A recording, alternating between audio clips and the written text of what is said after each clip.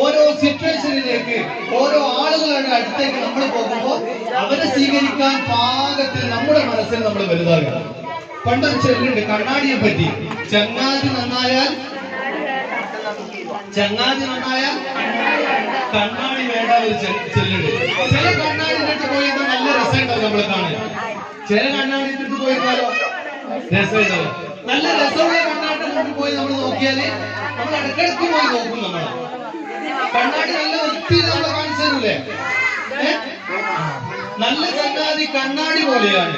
നല്ല ചങ്ങാതി എന്ന് പറഞ്ഞാൽ അന്നം പോലെയാണ്. അന്നം എന്ന് പറഞ്ഞാൽ ഭക്ഷണം. ഭക്ഷണത്തിന്റെ പ്രത്യേകത എന്താ? രാവിലെ ഭക്ഷണം കഴിച്ച് ഉച്ചയാകുമ്പോഴത്തേക്കോ വൈകുന്നേരം ആകുമ്പോഴത്തേക്ക് വീണ്ടും ചെറിയ വിശപ്പ്, അപ്പൊ ചായ കടി. അത് കഴിഞ്ഞ് രാത്രി ആകുമ്പോഴത്തേക്ക് വീണ്ടും വിശപ്പ്, വീണ്ടും ഭക്ഷണം, നേരെ വീണ്ടും വിശപ്പ്. ഇതുപോലെയാണ് ആര്? നല്ല ചങ്ങാതി.